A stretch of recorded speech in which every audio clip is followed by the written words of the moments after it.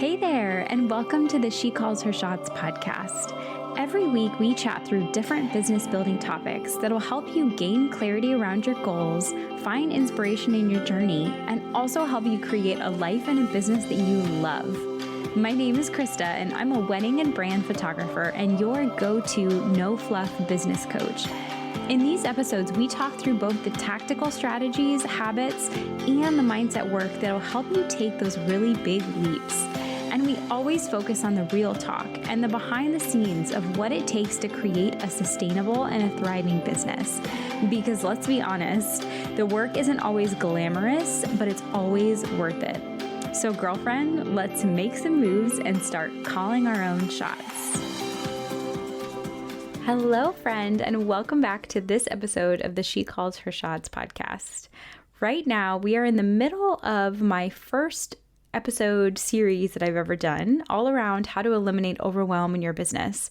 And next week in the Eliminating Overwhelm series, my solo series, we're going to be talking about pricing. And so I feel like this topic today is very important, but also very timely, kind of with the things that we're thinking about. In today's episode, I'm joined by Sheila Watts, and we're diving into the common mistakes that business owners tend to make when it comes to managing their books. And the thing that I'm really excited about in this episode, if you're anything like me, bookkeeping has always, especially in the beginning, felt really daunting. I didn't know where to start. I felt really overwhelmed when it came to process and strategies and how to think about things. And the thing I love about my conversation today with Sheila is that it's her priority and her passion to help you make your bookkeeping simple and create a system that works for you. So we're going to be talking about some common mistakes, things like, the importance of creating separate bank accounts, the importance of looking at your finances every month and tracking and making it simple. But we're really going to dive into how we can create something that doesn't feel overwhelming. And remembering that you can start small and there are systems and things that you can put in place to help you just start building the habit of managing and looking at your books. And honestly, that's what matters most. You don't have to have the perfect system or the perfect way of tracking things. It really just is all about diving in, seeing what works for you, and getting comfortable with it.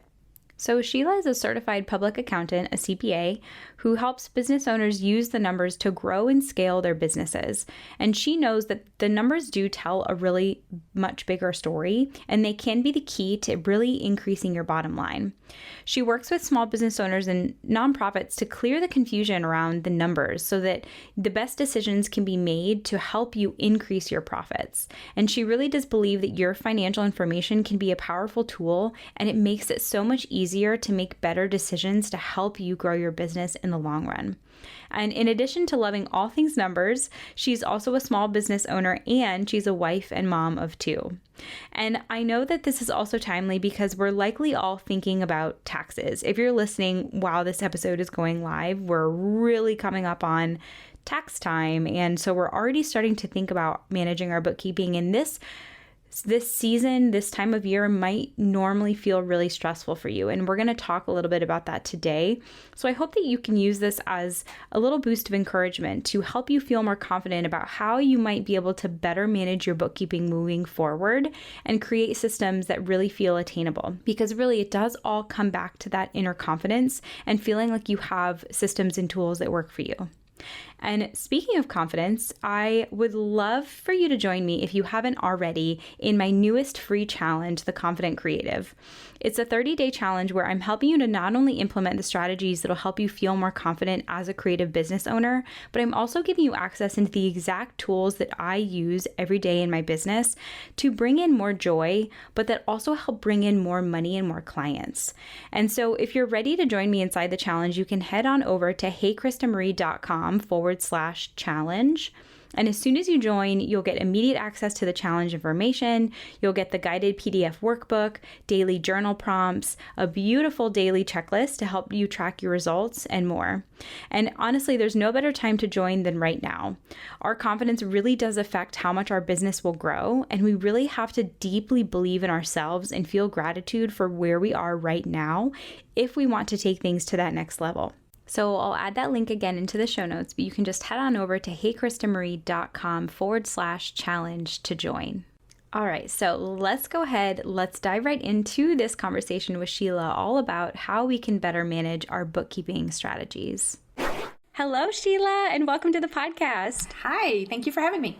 Yeah, I'm so excited today. We're going to talk about bookkeeping, which I feel like every time I talk to someone about like finances or bookkeeping or numbers or anything, it's always so important because no matter how long you've been in business, I feel like we're always kind of learning how we can like do this part of our business better. Because it's like every time you make a little bit more money or every time you hit a money roadblock or like money mindset thing, it's like we're always kind of learning how to do things better. So I'm really excited to talk today about kind of managing our books and how we can think about that, how we can practically do it.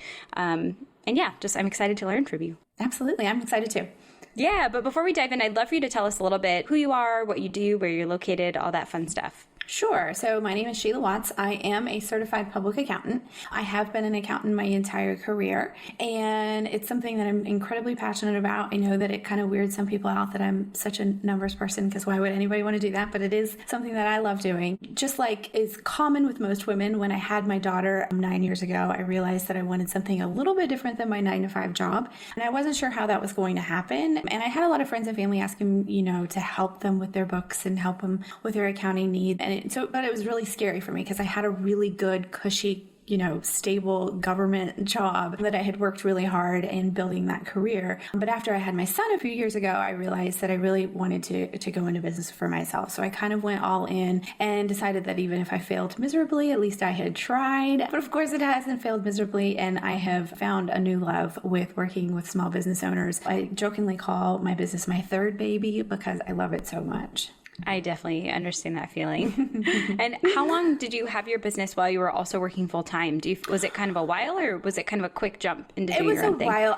I would say that when I was really all in, from the time that I was really all in, really trying to grow the business, I would say it was almost 2 years that I was doing both. Okay. Yeah. So yeah, it was a lot. Yeah. But it was definitely worth the sacrifice of time to build that business on the side, so that I felt really comfortable making that transition. Yeah. And I did it for 9 years. It was just probably too long. But there was also moves across the country. There was like a lot of things involved into like why it was that long. But I'm still so grateful that I was able to kind of do both of those, because I think a lot of times and I don't know, like if the listeners, I'm sure they can relate to this, but like I felt a lot of pressure, like, oh, I have to be full time to have a successful business. And it caused a lot of mindset issues, but it also forced me to continue to grow. Like I was like, well, I'm still going to be working full time and I'm going to grow my business. I'm just going to work past like all of these thoughts and blocks and stuff and just like keep growing, both parts of my life. And I'm so grateful that I did, because I feel like I learned so much in those first,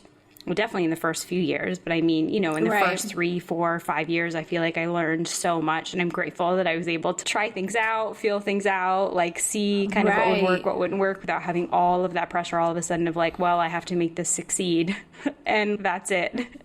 Yeah, I agree with you completely, because I think a lot of times, it can feel really tempting to just jump all in. Mm-hmm. But if you have that extra pressure and, those worries of if this is going to work or not, you may not make the best decisions, because I had the safety net of my job. Yeah. And then at some point it flips where you realize your job is taking away from your business. Mm-hmm. And then that's when you have to start making those moves to start walking away from the day job. But at first it was really nice to have that safety net so that I could make good decisions. I could make bad decisions, but it didn't necessarily ruin my life, if you will. I still had that paycheck coming in. So, I don't know if you can relate, but even when I went full time, I like had this idea, because I was like, oh, I've been doing this for so long, I'll know what to do. I had to go full time, and then I went full time, and I was like, I feel like I'm starting back at the beginning again. I had all these challenges and stuff, but at least I'd worked through the initial challenges, and like I didn't have that piled on top of like everything else too.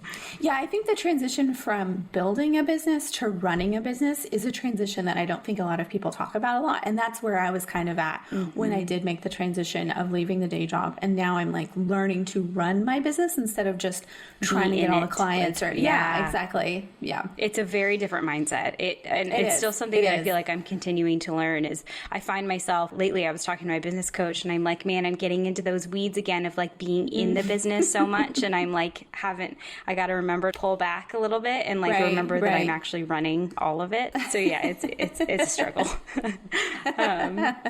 Oh, but I love that. Well, let's go ahead and dive in, because I know that for bookkeeping, anytime I've talked about it, it's like I have this idea of it's the one thing where like we just kind of like dig our head in the sand. We kind of try to avoid it because it's really uncomfortable. It's really scary. We don't really want to think about it, especially in the beginning. If you're not making a lot of money, every time you look at it, a lot of emotions might come up. Like you might have a lot of feelings towards it. But I am excited to kind of talk through some tactical things of like how to do it well, but I'll also kind of dive in and talk about like my experiences through it too, because there are a lot of different things in my experience that I found where it's like some things might work really well for certain people as far as like managing them, and then like for other people something else might work a little bit differently, but the overall thing is like just find something that works for you and like do that until it doesn't work anymore, and then find something else that works for you. But the bottom line is, but do it.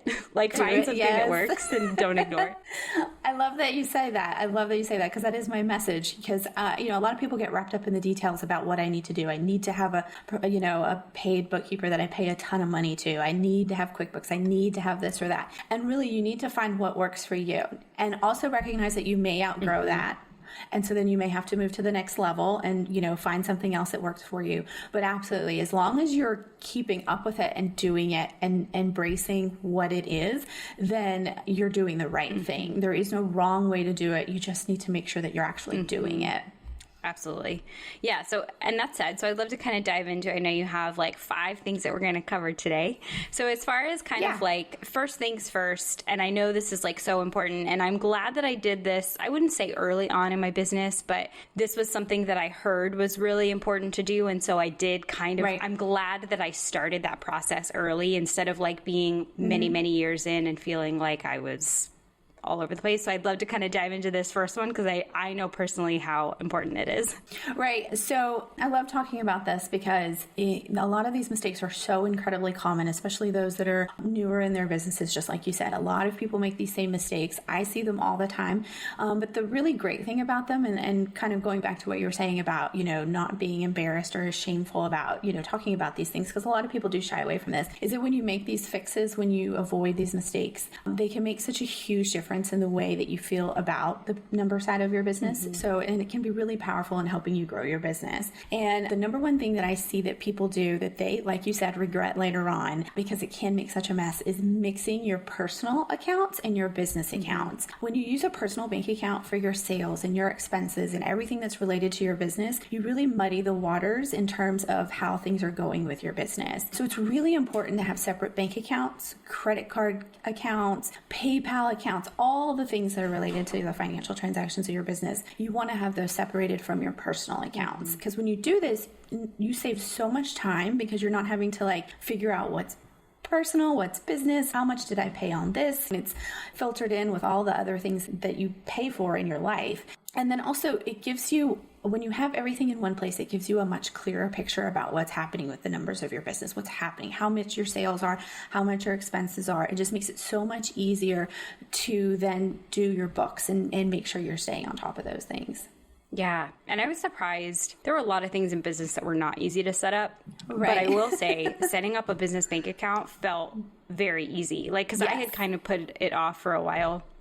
I like applied for an EIN, which was like the easiest thing to do online. It was actually very clear and very simple on how to do it. Right. And then it was like I had to just like bring a few things. I like did a little bit of research into bank fees and like how much certain accounts would cost. But I mean, I made that decision within a day. Walked into the bank and I was like, I'd like to open an account. And it was surprisingly very easy to do. Whereas I feel like there are a lot of things in business when you set up your LLC, it can get a little bit confusing. But this is so simple. And like you said, it really does make such a big difference, because in the beginning, I didn't necessarily do this right from day one, but it did get difficult when it was like, when someone would ask me, or when I would think about like, oh, how much money did I make?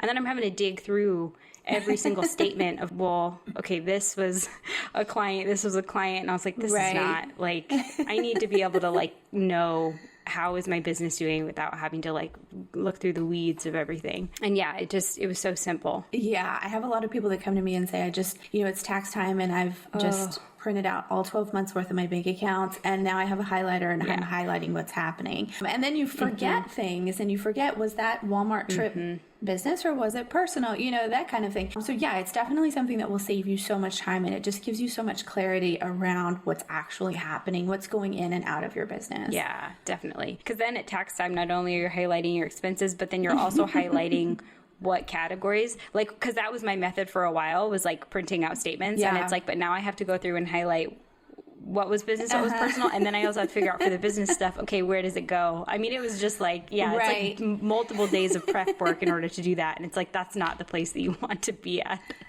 Right. Yeah, you're definitely kicking yourself when you're in that mode. It's not a fun place to be. And like you said, it's so much easier when you get those things set up from the beginning, because unraveling that once you start growing is really so much more complicated. So as soon as you have the ability to call the bank, see what you need to do, go down there and get those bank accounts set up, it's much simpler if you start at the beginning than if you wait until you're swamped and you have a lot of things going on. And it also makes a big difference mindset wise, because every time I would get paid for something business related and I would see that account go up, I would know like that wasn't my job, that wasn't like my anything. It was like, this was like my business making money. So even just for like confidence building, I feel like it's really nice to have that, because then every single transaction that comes through, you can really like celebrate it without having to question it at all. So it's validation. It's validation that what I'm doing all day, every day is really paying off. Yeah, exactly. I love that. I love that. Yeah, I love that. Okay, so number one, mixing bank accounts and like being able to just go and open that up. I love that. And then the second one I know that you have. So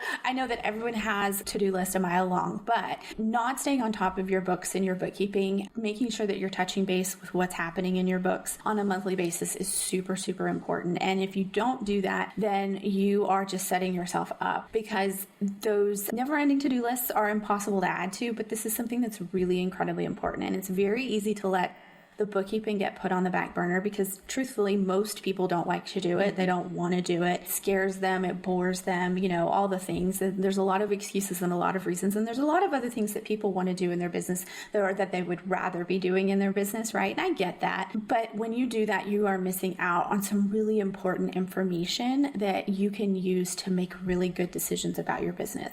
And good decisions in business lead to bigger profits. That's just the bottom line. And so when you have that information timely and you have correct information on a regular basis, you can make more timely decisions that have a bigger impact on your bottom line. And you can make sure that, you're maximizing your sales and you're minimizing your expenses, and that will help you grow your business. And just like we were talking about a minute ago, if you aren't staying on top of your books, all you're doing is putting yourself in a position where you're going to have to catch up on it later, probably around tax time. And nobody wants to spend the 1st of January after Christmas, coming up with all their expenses and their revenues to report to their tax preparer. So one thing that I like to suggest people doing if you're doing your own books is to set a time on your calendar. Just go ahead and make an appointment for yourself, like the second Wednesday of every month, where you do the previous month's bookkeeping. Set a couple of hours on your calendar and hold yourself accountable to that, so that you have the time and the space to go and get your books done, look at your numbers, and then that way you can make decisions about the next month or two and much more clearly and confidently. Yeah, and I love so much of what you just talked about. And the first thing that kind of caught my attention is when you talked about the importance of minimizing your expenses and like maximizing your revenue, because I think that was a big thing for me, especially when I was growing. I will tell you, because I'm an open book, this year is really the first year I'm trying to get a better hold on this, because for so long I found that I was getting kind of in this mode of like, yes, there was money coming into my business, but there was all of these things that I saw where I was like, I could take this course, I could take this program, I could get this coach, I could get this thing. And it was like, like monthly payments, great. Like I can do that. That looks great. But then I wasn't really thinking about, as a business owner, we're not having a constant paycheck. I'm not just always having money coming in. And it's like really getting clear. Okay, how much money do I actually have? Let's spread that out through the year. How much am I actually working with? Because I found myself getting in this mode of like, whether it was because this like lack of, I don't think it was like self-confidence, but it was that like, if I learn more, I'll be like better at what I do. It was just that like constant desire for growth, which is great. But I found myself getting caught in that so much that it was all of a sudden I was like, my expenses are like so high. And I'm like, I don't need this. Like I got so lost in that. And I like forgot that I already had so much that I could provide that I hadn't really unlocked in myself. And so it's like, I think that lesson, it's like that went beyond so much more than just money and expenses. It was like a true realization of like myself as like a business owner. But if I hadn't taken the time to really do that, I would have like missed out on that completely. And I think it is really sad for me now when I talk to other people, because I know how it feels to be in that like struggle of just like, I feel like it's always expenses. And it's like, yeah, let's get you out of that and more into a place where you like feel like you're in control of it. So that was kind of the first thing, because I know firsthand like how difficult that is. Right. And I think that kind of to speak to that, I had that similar situation last year where all of a sudden, like for one specific month, my expenses were just like so much higher than they normally are. Mm-hmm. And I kind of freaked out a little bit because I was like, this is not normal. But then I realized it was because I had invested in setting up my website, revamping that. And I realized that that was an investment, not just an expense. And I think you start learning about when your numbers validate the decisions that you're making. Mm-hmm. And I knew that that was an investment that was going to serve me going forward. So then it wasn't as scary. It wasn't as, it didn't hurt as bad, if you will, to see my profit drop that month a little bit, because I knew that that was something that was going to pay for itself later on. Mm-hmm. So yeah, just making sure that and it is 100%, it's so easy to keep adding on a little bit here and a little bit there. And then all of a sudden your expenses are out of control. You don't know where your money went. You have no idea what happened. You've been working like crazy and you have no money to show for it. So staying on top of those numbers really helps keep that in check and make sure that you know exactly what you're spending your money on, and that what you're spending your money on is valuable to you and your business. Mm-hmm. Yeah. And I know what we're going to talk about later, kind of systems, and I'll be able to share a little bit about kind of things that I've done. But even in this regard, one very simple thing that I started doing with this is I went back through my books for like the last year, or my statements, mm-hmm. and figured out what my recurring expenses were. So like each month mm-hmm. seeing the same things. And I literally just took a Google spreadsheet and I just started to list out like, it's this thing, this is how much it costs, and this is how often it is, whether it's every month or once a year or whatever. And it was just one page on a Google sheet. And it was so that one simple step of like putting it in one place to then be able to, when you sit down to have this once a month or whatever it is, like day to kind of look at your numbers, you can just simply go through and be like, are all of these things still relevant? Do I still need all of these things? Is there anything I can pause or cut back on? But it's like you save yourself the time of having to hunt through all of these things, mm-hmm. and like you can see everything in one spot. So I feel like that one thing was just so eye-opening to see like, okay, what exactly even are my expenses? Because it's really easy to lose when it's every month. We kind of just like forget that we're even paying for these things. Yeah, you're on autopilot for sure. And which is not a bad thing, but you still have to keep an eye on what's happening, because it's very easy to sign up for things that you don't actually need, mm-hmm. or to forget that you have something that could be useful. I know that's happened to me before, where I've signed up for something that oh my gosh, me too. I have all these business tools that I like forget that I even have. I'm like, oh yeah, like here I am Googling how to do something, and I'm like, oh yeah, I like paid for this already. I already have that. So then you kind of see, and it's validating, because then you know that the expenses that you're spending, you are actually using those, and that they're not just, necessary mm-hmm. to you, that they're actually very valuable to the way you do business. And I think that that's something that gives you confidence in the decisions that you're making.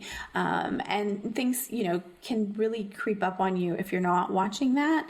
And you don't want to get to the end of the year and think, I worked so hard all year and I have no idea where all the money went, because it's certainly not in my bank account, right? That happens all too often. And so when you're paying attention to the numbers on a regular basis, you're making better decisions more timely, because it's better to cancel that subscription in June than it is to wait until December, right? If you're not using it. So mm-hmm. yeah, absolutely. It definitely is eye-opening, and it sort of helps you keep yourself accountable within your business. Yeah, absolutely. I love that. Hey there, just interrupting briefly to mention that if you're really enjoying this episode, you'll probably also love being on my email list. Each week, I send out tips and resources and inspiration to make building your business feel more fun. We dive deeper into the podcast episodes, we share relatable and sometimes embarrassing stories about the real life behind the scenes of being a business owner. And I love to share tips and resources to help make the journey feel a little easier and a little bit more enjoyable. So head on over to KristaMarieLynch.com and enter in your info to join. Cool. And then I know the third one, and I know we've kind of already been talking about some of these, but yeah, they kind of overlap. They're really important to look at separately as well, because they really are so important. And if you're not doing one, you may be doing the other and not realize it. So the third one is only looking at your numbers at tax time. I think that this is a huge misconception that a lot of business owners have, especially in the first couple of years of business. They don't realize how valuable the business numbers can actually be, how valuable it is to look at your revenues and expenses, maybe like on a monthly basis, and see your trends, or see, how things are developing throughout the year. A lot of people think it's just a matter of getting all of your numbers together and categorized for tax reporting, which, don't get me wrong, I'm not going to tell you that tax reporting is not important. It's incredibly important, but that's like a one-time thing that you're required to do, and nobody loves tax time, right? It's not the reason to stay on top of your numbers, because when you only think of your numbers in terms of taxes, you really are missing out on an opportunity to increase your profits throughout the year. Kind of like what we were saying before, it's better to know that my sales are increasing, but so are my expenses, and I need to watch the two halfway through the year than it is at the end of the year. Your numbers really do tell you and give you validation and feedback, if you will, of how you're running your business. And if something isn't going well, then you can make decisions more timely to correct that course, and then not have such a huge impact on your bottom line. And in identifying those issues during the year will only help you grow your business much faster. And when you are paying attention to those things, you have more confidence in what you're doing. And so then when tax time crowds around, it's just another thing that you do. But if you only look at your numbers at tax time, that's something that's totally separate from making decisions in your business on a daily basis. Yeah. And I think this one it really is so important, because over the last year and a half, I got really, really into money mindset and realizing just how important it was. Because I've always been into personal development books and mindset type of things. But when I really started digging into the money side of it, and all of the previous money misconceptions, or money blocks, or money beliefs, and feelings that I had around money, when I really started to read, I always talk about Denise Duffield Thomas on this podcast. I feel like I need to I rave about her all the time, but she has money mindset books. And it was when I started to read those, I realized how important it was to start setting up these really daily action items of looking at your money, because you start to retrain yourself. I think for a lot of us, we get really afraid to look at our money. And it's step number one is let's figure out how we can shift that. Because if every time you go to approach your books or your money, right, you have this dread and this fear, right. How can you plan for your business to be successful and profitable? If you're constantly living in this place of oh, it's not enough, right. It's not great. It's when I realized that, how simple it was, but I was but it's not simple. Right. It takes daily work to do it. But she talks about going in and having, it's a money tracker. And every day, or every time that you get paid, or every time you find money, or you found a gift card, or anytime money comes into your life, and you track it and you write it down, and it's that simple little thing starts to then, oh, it's fun. Right. Oh, look, I made money. Oh, look, I did this. And I feel then that helps with this kind of stuff. Then when you're actually looking at your books and expenses and money and things, you feel you're approaching it from a more neutral, okay, I've already taken all the emotion out of this. I'm looking at this from just okay, how can I improve this? How can I make it better? But I had to learn how to detach all of the negative emotions that came with it. And I feel that was step number one of me really being able to dive into it. Right. No, I totally agree with you. I think all too often people have a lot of fear around money. I think that the only thing that I need to really do is report it to the IRS, and that money is going to tell me something, or I'm not going to understand it. And it's going to tell me something I don't want to hear, or I'm not going to understand it well enough to really understand what it's trying to tell me. Right. But really, if you think about your bank account, every deposit is somebody telling you that you did something for them and you did it well. Every time I get paid, every time a client pays me, I know that I have provided them a service that they value enough to pay me every month for, right? It's just as good, if not better, in my opinion, than getting those raving reviews from a client or a customer. It's really the same thing. And every time I spend money in my business, I know it's because I'm doing something to better serve my clients, or I'm doing something to grow my business. It's an investment in myself myself and my business. And I absolutely love like using that as validation of what I'm doing rather than just it's this one thing that I don't really want to look at. Because you're right, a head in the sand is definitely a thing, especially when it comes to the numbers and especially when it comes to women. I don't know why, but women are really scared of looking at the numbers. And I can tell you in my experience, because I've worked with both women business owners and men business owners, and women almost always are doing better at managing the money than the men. Always. And so we do better than what we give ourselves credit for. And you can understand what's happening in your business with the numbers and use the numbers as a tool to support what you're doing and validate what you're doing. Mm-hmm.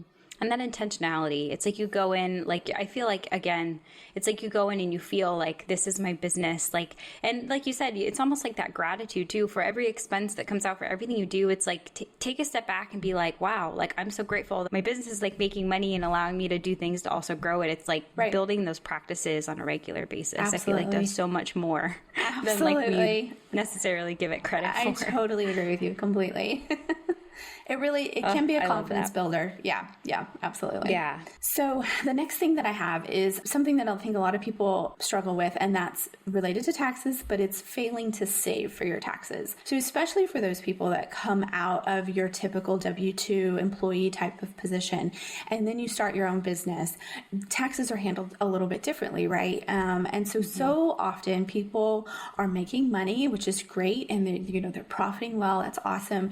And there is nothing worse than getting to April 15th and your tax preparer calling you and saying you owe a lot of money to the IRS or your state and you not being prepared to pay that. Now, a lot of people get upset that they have to pay taxes at all. And I don't ever want anyone to feel like because you're paying taxes that that's a failure. It's not. That means you're making money. Obviously, you don't want to pay any more than you absolutely have to, but paying in taxes is not a bad thing by itself. What is bad is not saving so that you can actually pay those taxes when it's time. Because when you're not prepared financially to pay those taxes, you really can put yourself in a position where you're strapped for cash. And the number one killer of small businesses is lack of cash flow. And you don't want tax time to be the reason that you can't pay your bills the next year.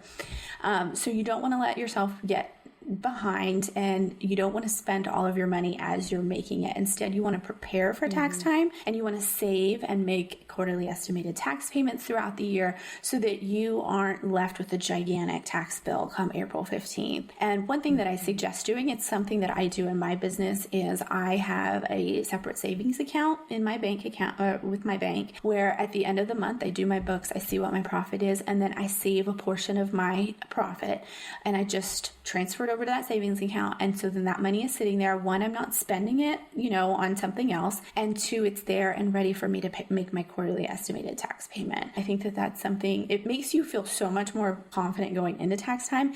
And then tax time becomes really easy, uneventful. You just write a small check for whatever is left over. And then it's not so scary.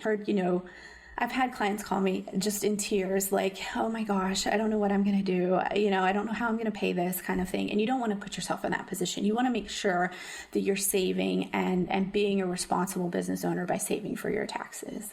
Definitely. And I don't know how you feel about, I read the Profit First book a while ago and it was like I really loved it because I feel like it was so tactical and practical and about breaking things down and having separate accounts. But I also started working with a financial coach and she uses a lot of the Profit First, which I loved. But one of the things that she mentioned, which I was like, oh, that's so smart, is like get actually like a separate account and like put them in that. And that's one of them is my tax one because it's like then I have all of my revenue, all of my expenses, like the things that I'm going to be like they're frequently adding money into or like frequently taking money out of in my one bank account. And then it's like a separate bank account where I transfer that tax money to, where I don't have a debit card for it. I don't have, so then it's like I remove all of the temptation of like, oh, I have this thing I want to buy or I have this thing I want to do. And it like, I have to work really hard to take that money out and like transfer it back over to spend it. And it kind of like just helps with the mindset of like, okay,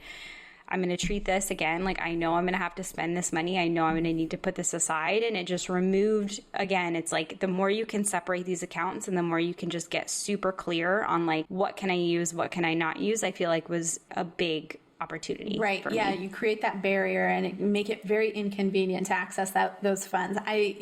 Profit First is an amazing method. I actually use an abbreviated version of that for myself in my business. I don't use all of the accounts that they suggest just because I don't feel like I need to. It is a lot. It is. It can be. But you can use a simplified version where it gives you a way to hold yourself accountable to make sure you have the right money in the right places and that you're handling things correctly. Taxes being one of those things. And I think that's probably one of the bigger things because you can't tell the IRS, I'll get you later. You just can't do that. Sorry. Right. I owe you. Exactly.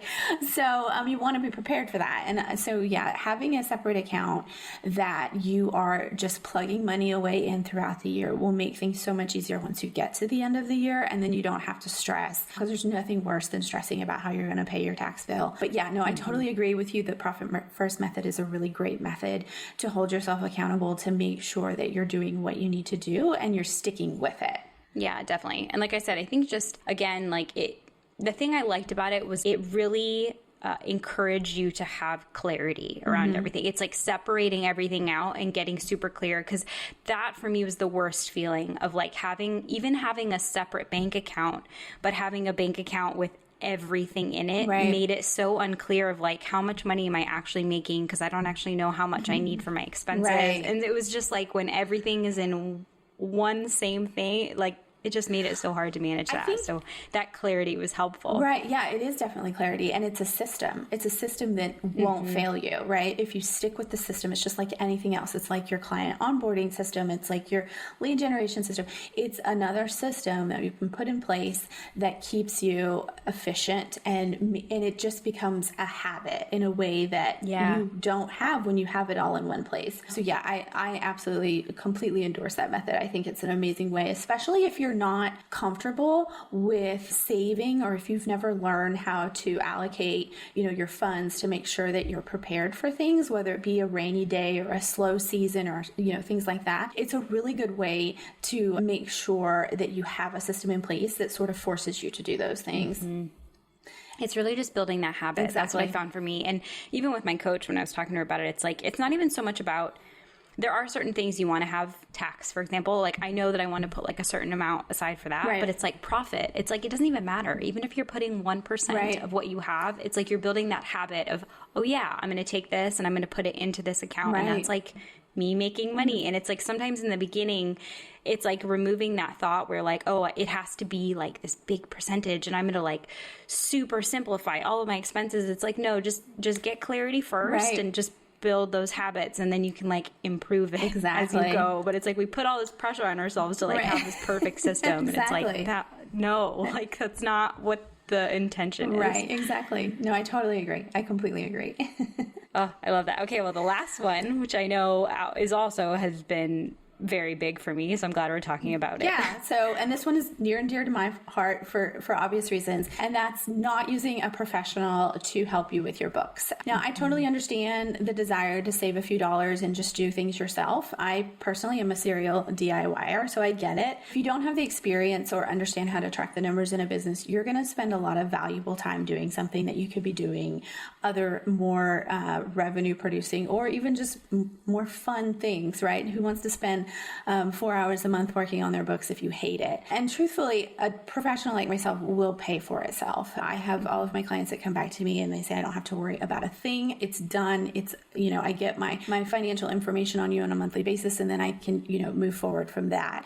And I think your background in photography, I think probably photographers have the clearest, probably the industry that can relate to this more than just about any industry, because it's kind of like if I come to my professional photographer who I know does an amazing job and say, you know what, I'm not going to pay you to do my family photos this year. I'm just going to do it myself because I have an iPhone and an Instagram filter. It's going to be fine. Well, we both know it's not going to be fine. It's not going to be fine at all. It's not going to be these magical photos that I want to keep forever, right? Yeah. So instead, I pay a professional photographer to take our family photos because those are the memories that I want to keep forever. And she does a much better job than I could ever do. And so it's the kind of the same thing with your books. A professional bookkeeper can come in and look at your books. They understand the tax implications of various transactions. They understand how to gather your information so that you're not conflicting information with, your PayPal account or, those types of things with what they report to the IRS.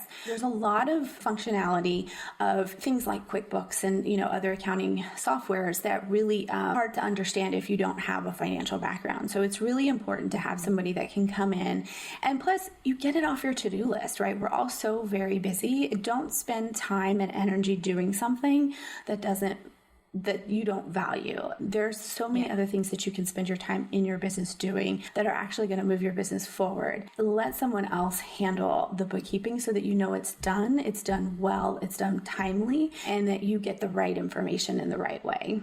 Yeah, totally. And I know for my listeners, like for someone who's been in business for a while, who's like, I have the money and I know I need to be investing this in things, like this is absolutely the way to go. But I know even for my listeners that are like newer in their business, because I also felt like I went through like a transition where it was like, again, you kind of have to like mentally prepare yourself and realistically figure out like, what do I have the money to spend? Right. But even if you are like just starting off, I think for me, one of the most valuable things was I tried QuickBooks, which I know some people really, really love it and like they swear by it. Right. It didn't really work for me. Right. And I think because it was so manual, and like, I think that if I had paid someone to do it, it would have been totally fine. Right. I actually found, which it's called bench.co, which was an investment, but it was like something that made sense for like the money that I had to spend. And it's all automated and it tracks everything and it starts to categorize things and it takes some of the manualness out of it, because when they have questions, they ask me and then I can just tell them. Like, it was like I didn't have to manage it myself, which was great. Right. However, I think with any software, with any process, with anything like that, I was like, great. That was like step number one for me. It was like, I need to not be printing out my statements and highlighting things each month. So that was like step number one of like, great, now I have things categorized and it's where to go.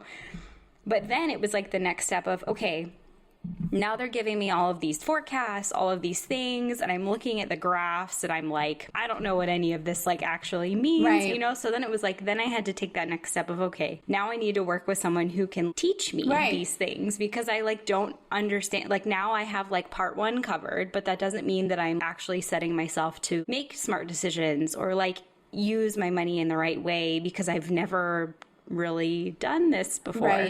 So it was like, then it was like going that next step of working with a coach to be like, okay, here's all my stuff. Here are my goals. Here's what I want to do. Can you help teach me and educate me around like the right things to do? And it was like, even if you have to work in waves, but just like understanding that at some point, like you definitely want to work with someone who's going to be able to really teach you how to do these things well, because we just aren't taught, or at least I was not taught anything like this. Most of us aren't at all. Right. Most of us aren't. Yeah. It absolutely is. You're absolutely right. Most of us are not taught how to run a business financially, how to do all the things. And then to get your expenses categorized and your revenues recorded. That's one thing, but you're right. The next step is interpreting that data so that you know what it means and what it means for your business. And that's something that I try to do with my clients, is that they don't just get a bunch of numbers on a page every month. They get a report that sort of makes the numbers make sense for them, and they can see the trends and they can see what's happening or where they spent the most money or the least amount of money, those types of things. It's really, really important that you understand that your numbers, because I'd like to say that the numbers are a tool, but if you don't know how to use that tool, it does you no good. Exactly. So you've got to have somebody that you connect with and can have those conversations with. And, I have clients that send me questions all the time. I need help understanding this. I need help understanding that. I'm trying,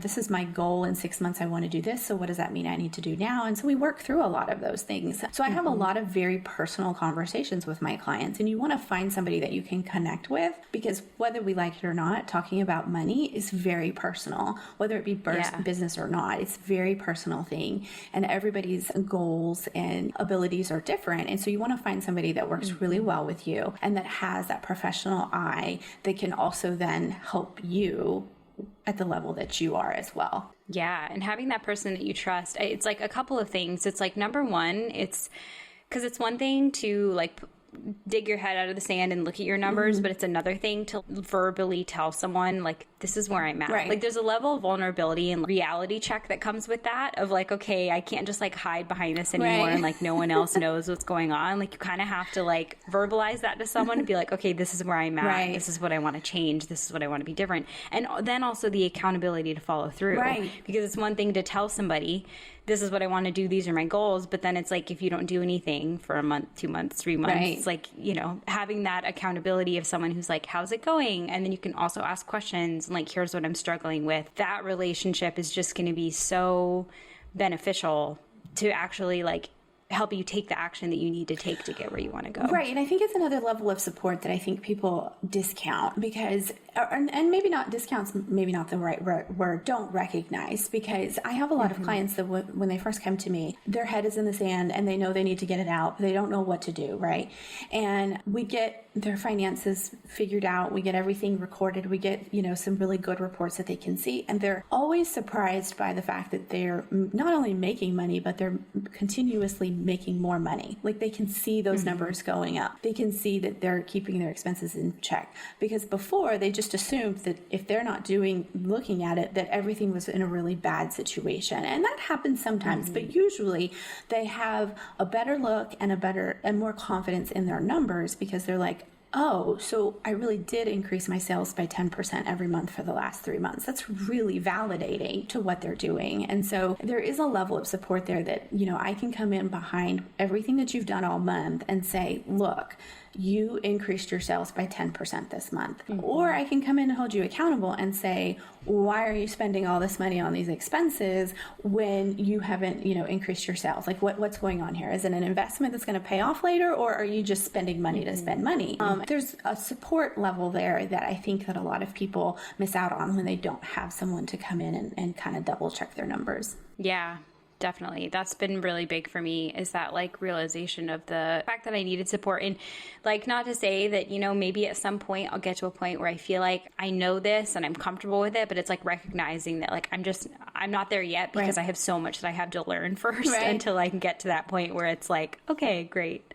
But also, do you ever need to know, do you need to know the nuts and bolts of the bookkeeping? You just need someone to be able to give you the information, right? Yeah, totally. Yeah. Well, and as you grow and as things get more complicated, it's like, do you necessarily, I don't think I'll ever get to a point where I'm like, great, now I'll do this by myself. But you may not need quite as much support. Right, exactly. Like, it might be one of those things where it's like, instead of once a month meeting with someone, maybe it's every quarter or it's recognizing that it'll change. But in the beginning, knowing that I need a lot of support right now, because I have a lot of room to grow. Right. But, this was so wonderful. And to kind of like wrap it up, I always love to ask just a couple of other questions. Sure. So I'd love to hear, you know, as we grow in our business, I feel like I'm always kind of learning and relearning things and seeing things from different perspectives as my business grows. But I'd love to hear, is there anything that kind of a recent moment or like a recent aha moment or a recent thing that you learned where you were like, oh yeah, this makes sense, or like, oh, this like has been really working for me? Yeah. So I think one thing that I've realized over the last, 6 or 8 months has been related to fear. It has absolutely nothing to do with the books. It has everything to do with fear. And I've had a couple of realizations about fear, because I think when you first start out in business, your fears are, is anybody ever going to pay me? Am I going to find the clients? Am I going to be able to run a successful business? And I think everyone sort of assumes that once you kind of start doing all of those things, that fear kind of dissipates and it goes away, and you don't ever have to worry about anything. But what I've realized is that fear doesn't go away. It just evolves. You just have a whole new set of fears. And so, you know, now I worry about, am I growing my team fast enough? Am I growing it too quickly? You know, the fears just change. And I think realizing that really made me get more comfortable with the fears and sort of understand how I can discern between the fears that are valid and the fears that aren't. So if they're not valid, I just need to ignore them. They're just kind of an annoying buzz in the room that I just need to ignore and keep doing what I'm doing. But then the fears that are, maybe there is some validity to some of the fears, then those are not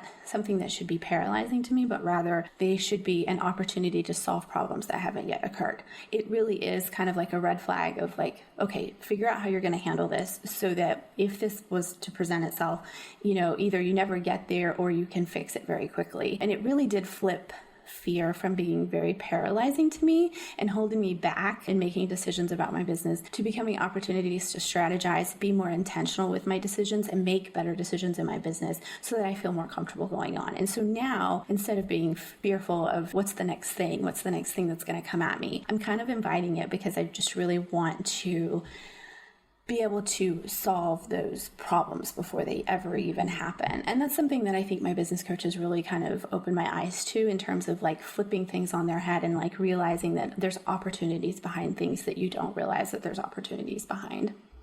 Mm-hmm. And yeah, you're exactly right. Like fear is always going to be there. It just grows as your business grows and evolves into different things. Like I can't remember if it was a book or something, but it talked about how like fear is like when you're at a party and like someone that like is not invited shows up and they're just wearing a different outfit. Like It's like that's what it always is. It's like you don't really want to invite them, but they're going to show up and they're going to be in some like, you know, weird thing where you're like, wait a second, is that you? And it's like, oh yeah, that is you. They're always going to be there. And it's just like you said, like recognizing that, okay, like I know I'm not going to be able to like prepare and like have everything ready to go from when it does hit, but I also know that I have the tools and the ability to be able to figure it out. Like I'll be able to work through it and figure it out as it comes. Right. And I think there's a misconception that if you have fears, then that means that you are not doing what you're supposed to be doing, or you're not doing it well. Just coming to the realization that the fears don't go away, they just evolve, really kind of made me realize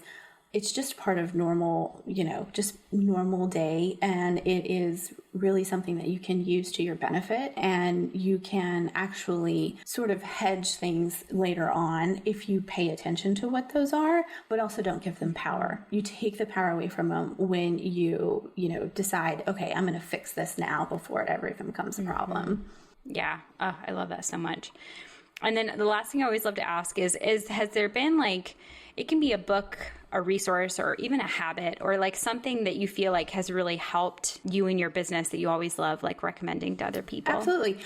So I will say Profit First. I love that. And if you're not a book reader, I highly recommend the book. But if you don't like the book, there is a podcast that they have that you can kind of take bite-sized pieces of the theory behind it. So we've already talked about that a lot. And then the other thing that really was a game changer for me, because I'm not a creative person, and I was like, marketing accounting services, like that just seems so boring, right?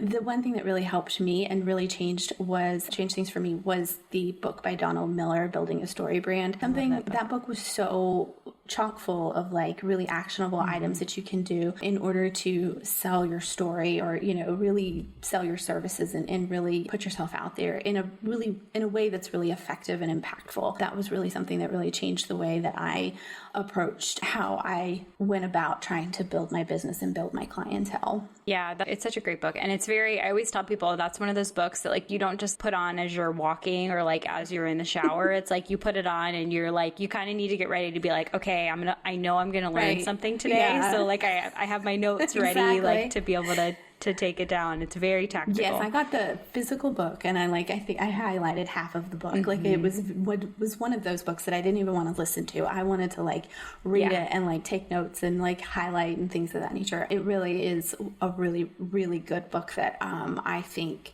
really can help give you some clarity in how, especially if you're in the building phase, how to get your name out there and how to put yourself in front of people. Yeah, I love that. And one little thing that I realized I haven't talked about on the podcast before, but related to what you just said, I found myself too, for these really tactical books, sometimes I have a hard time like just reading them. So one thing I've been doing is like I'll download the audiobook and I'll purchase the physical book. Oh. And then I just like, I put the audiobook in and then I like read it as I go. So that way when I can like pause it and I can take notes, but I almost still feel like it's not like lecture style, but it's like I was going to say, it's like you have a teacher there. Like, yeah, I feel like I'm a very auditory, like it's hard for me to read and also learn. So it's like nice because I feel like it's like a hack that I did. I love that.